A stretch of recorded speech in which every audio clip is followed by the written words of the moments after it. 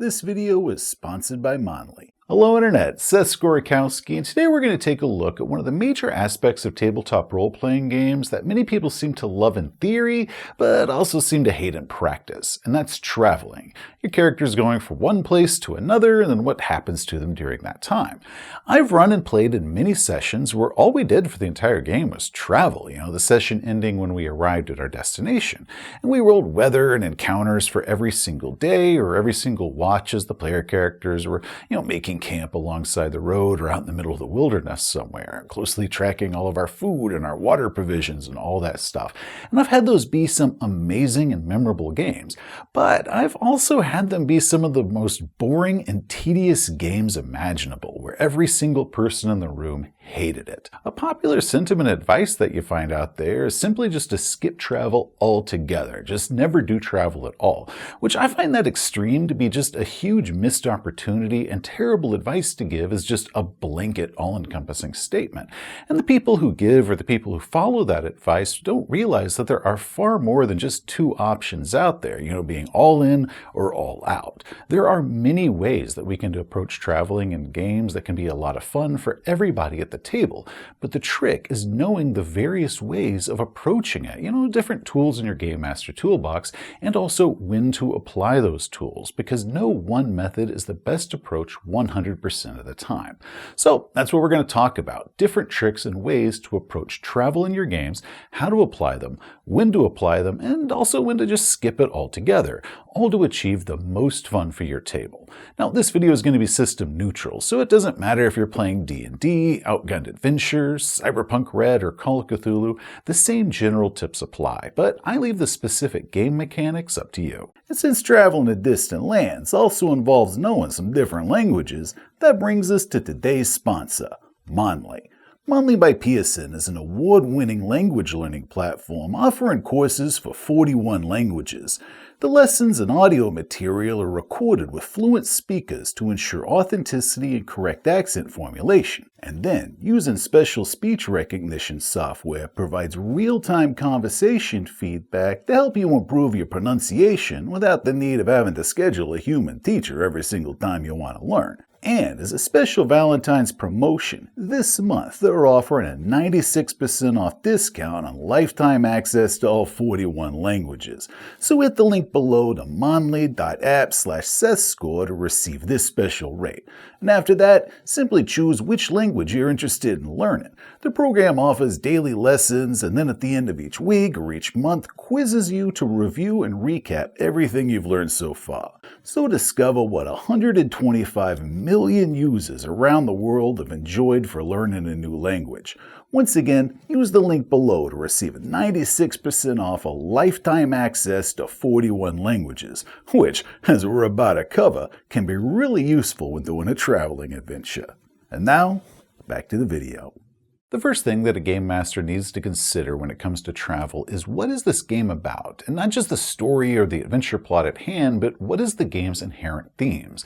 Is this a heavy simulationist game focused on resource management, discovering adventure through rolling on random tables, and the journey being just as important as the destination?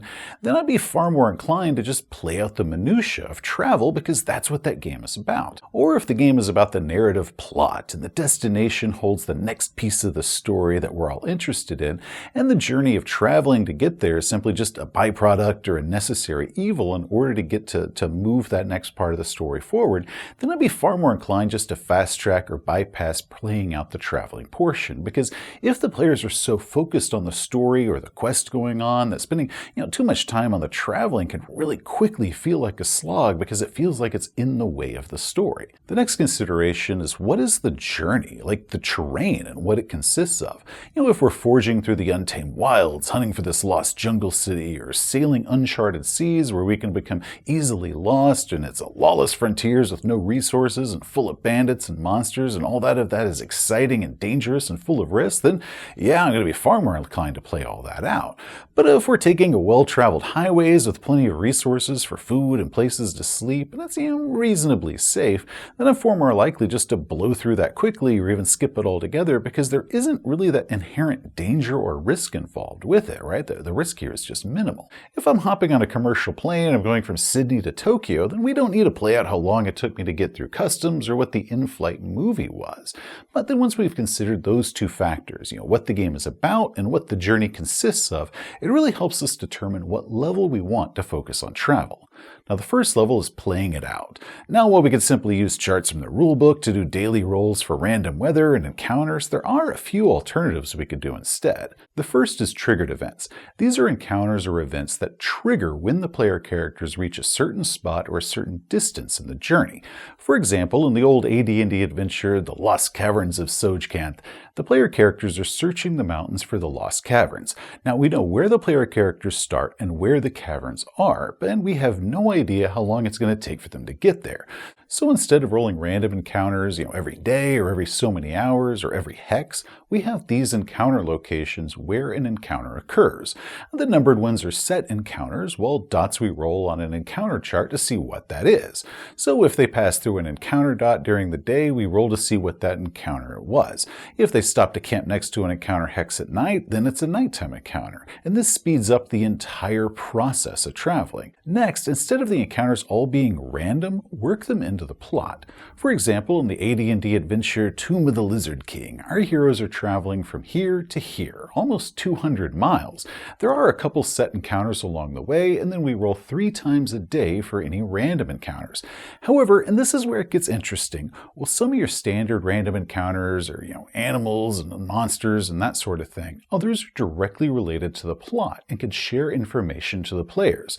There's a group of refugees who are fleeing the city who can say what terrible things happened to them and what the player characters can expect. Or straggling survivors from the first wave of soldiers who were sent to deal with this problem but were defeated.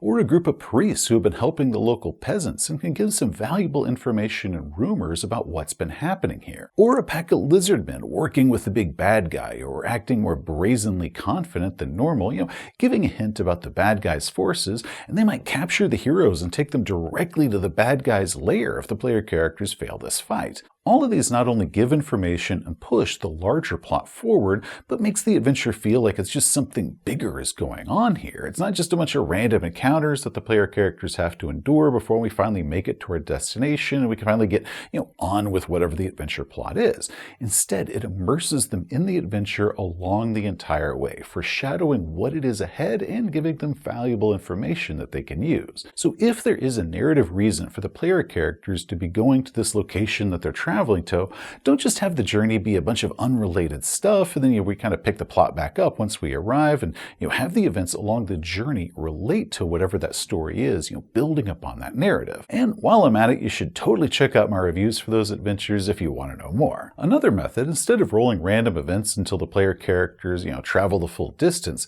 have the players roll a skill check or a certain number of skill checks, and the result of that roll determines if they have an encounter or not. What skill check it is that they roll, that completely depends on what type of journey they're on and what type of game it is you're playing. It could be navigation or survival if they're going through the wilderness, or maybe streetwise if they're trying to smuggle themselves across borders and not get caught, or maybe cultural or language skills or social skills. Like remember that time in Indiana Jones and the Last Crusade when Marcus failed his language check and got lost. Now, this could be a certain number of successes are required, like you have to roll 3 successes, and every time you fail this roll, we have an encounter or an event.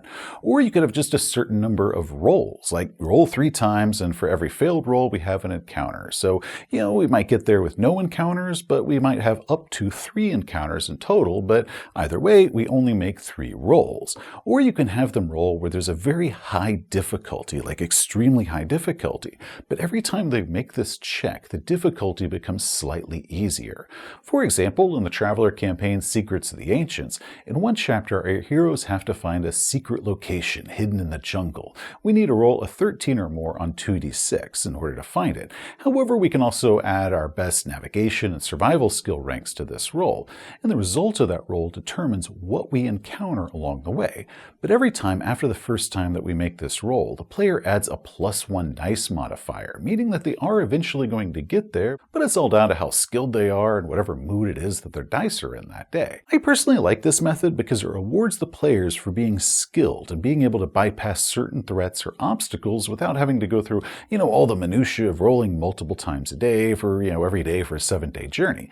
Basically, the reason that the player characters, don't get attacked by those bandits or those monsters on the way is the character who was leading them was just so skilled that the bad guys never even knew they were there. They were just moving through the wilderness like a ghost, right? So the bad guys never got an opportunity to attack the player characters, versus the other way where every party has an equal chance of having some, random encounter or being randomly attacked by bandits or monsters, regardless of how skilled the player characters are, because normal encounter charts don't take into account how skilled a player characters you have. So if one of the player characters just happens to be that ranger, that woodsman, they can feel that their character skills helped the party get to their destination, versus if you just skipped past the travel altogether and now the player's pissed and wondering why they even played a ranger at all if you're just going to skip over the times when they're going to be the most useful. Now, instead of playing all this out or making a bunch of rolls to represent traveling, we could just summarize and ask the players how this journey went.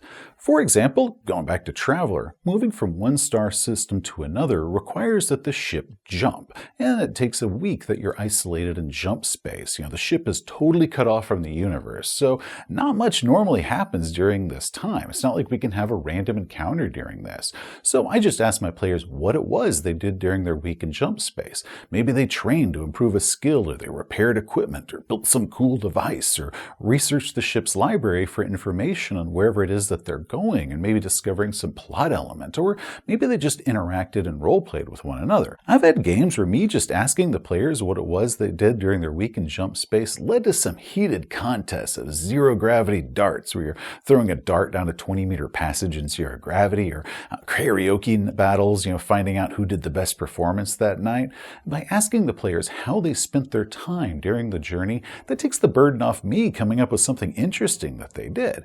Now, if the players want to spend some game time describing the journey and they come up with something that interests them, then that's great. Otherwise, we can just quickly summarize everything that happened and get to the destination and get back to the adventure at hand. Now, another method, and this is not one that I've personally used myself, but I read about it and I thought it was cool, so I wanted to include that in there so, everybody else can hear about this one. And this one comes from the Fellowship RPG. Essentially, the Game Master goes through each player around the table and asks them one notable event that happened along the way. Now, this could be general question, like what interesting thing happened to you along the way, or there could be leading questions like what did you find off the beaten path, or who did you meet on the road? And then that player chooses another player to describe how that character handled the event. Now, this might lead to skill checks being rolled, or we playing out a combat scene with everyone involved, just depending on how it is they answer this. Okay, Dweebles, what obstacle did you encounter along the journey? A flood took out a bridge, and we had to cross a raging river, but Todd helped us through that. My woodsman cuts down a large tree so we can cross over it. Okay, give me a survival check to tell me how that went. 11. Total success. So, Todd, who did you meet along the way? A team of bandits encircled our camp one night, but Mike helped us out of that. Okay, Mike, did you talk to him? Did you run away? Did you pay him off? What did you do here? Hell no. I draw my axe and I cut that leader's head off. All right, combat time, everybody. Let's do this. Hell yeah. Also, the Game Masters get a turn here, describing what the bad guys were doing and how they got into the player character's way. So each player gets to describe to us one event, also get to resolve someone else's event. Then once this montage is done, even with the Game Master, we then arrive at our destination. Now, this is a pretty cool method because it lets each player come up with an interesting event and also help resolve an interesting event. And as I said, I haven't used this method myself, but it sounds pretty neat. It might, be helpful for some Game Masters out there to, offer a different method in order for them to handle travel around their table. Now, of course, the other method to handle travel is just to simply skip it altogether. In Pulp Cthulhu, this is called redlining, a reference to Indiana Jones, where he hops on a plane and we have a quick montage of it flying across a map as a red line is shooting across to his destination, and then boom, we're now in Cairo or New Jersey or wherever it was he was headed. And Raiders of the Lost Ark would not have been improved with 20 minutes of extra runtime showing, Indy waiting in airports, getting his current currency exchange, buying overpriced airport food, and finding a cab that then takes him to Marion's bar. The story was about the adventure and the plot. The journey portion just simply needed acknowledgement, so we redlined it, and then he comes walking into Marion's bar. Now, if something important was to happen along the way, like the pilot jumps out and now we gotta steer this plane away from a mountain, then great. We just simply jump to that interesting moment. On the third day of the voyage, you're approached by an old man on the ship's deck. He tells you that he's aware of your mission, but also of your enemies. But there's something that they don't know that you need to, and he offers you a small metal box. But otherwise, we just travel from one scene location and go straight to the next without losing any momentum at all. Now, one benefit to using redlining is if your players have that meta-knowledge that they normally just skip past any meaningless travel, that when you stop and you start playing out that scene or that event that's happening to them during travel, your players know that this is definitely important and they should be paying some extra attention to it. Okay, so far we've really only covered travel adventures where the destination holds the adventure and we just simply are traveling to the adventure. But now let's look at ways where the destination might be the goal, but that isn't actually the adventure, such as the cinematic masterpiece Airplane. It doesn't make any difference at all where it was they started or where it is they're headed. The adventure is the journey itself. A popular example is escort missions. The heroes are tasked with transporting an item, whether that be a person, message, or physical object, from one location to another, and along the way, things happen to them. An example would be in Righteous Blood Ruthless Blade's adventure, The Obsidian Bat, where the heroes are to transport a valuable artifact from one city to another, and as they go, they encounter enemies that are coming after it, betrayals, as well as regular random encounters.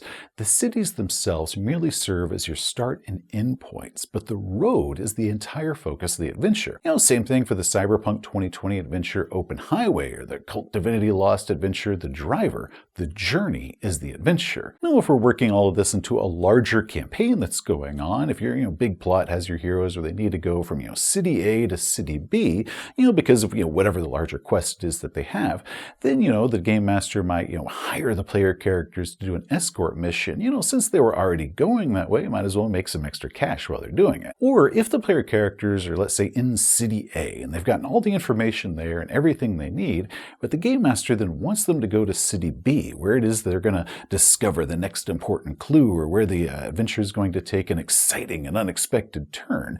So the game master just needs to get them to B, but not just tell them that they have to go to B. This is where we can have a nice little escort mission where they're hired to go to B. They have a reason to go there, and then once the player characters have their escort mission and they arrive in the new location, that's when the game master can then drop the next part of the larger overall plot on them. Or instead of treating travel in a game as just a series of random encounters and events as the player characters are going from point A to point B, ambush them with a full adventure. This is a classic storytelling trope. Our hero, they're passing through on their way to somewhere, they stop at a town, maybe to get supplies or because their car broke down, and they have a full-blown adventure here. They save the day, and then they continue on to wherever it was they were originally headed. This is a staple for horror movies, and Call of Cthulhu has several adventures like this. Dead Light, one of my all-time favorite Call of Cthulhu scenarios, the heroes are traveling the country at night in the rain, and the adventure just hits them in the face. Then, providing they survive, the next day they continue on to wherever it was they were originally headed. The Mauritania, Transatlantic Terror, and A Slow Boat to China are three adventures that I can name off the top of my head that all take place on an ocean liner. Because for games that were setting in the 1920s or 30s with the characters, traveling to different continents to solve whatever their quest is, instead of rolling random events and weather or simply just giving a quick summary of what it was that happened along their long voyage and then just redlining it straight to the main quest, a game master could drop in a self-contained adventure that happens to them aboard this ship. Then once that adventure is done, we arrive on the port and we get back to the main plot. That is 1,000 times more memorable and exciting than some, unrelated random encounters with wolves and bandits. Okay, well, that is pretty much it. As you can see, there are a lot of ways that we can handle travel in games. It's not just, all in or all out. But the trick to an exciting and memorable travel really comes down to understanding what type of game it is that we're playing, what type of journey it is the characters are taking, as far as, what the inherent risk and interesting features are, and then choosing which method will be the most fun for everybody at the table. Now, hopefully some game masters out there found this video helpful and how they can approach travel in game, and maybe we can put an end to that bad reputation around traveling. Again, a huge thank you to Mondly for sponsoring this video. Make sure you hit the link below for 96% off for their Valentine's sale. Till next time, gamers, have a great day.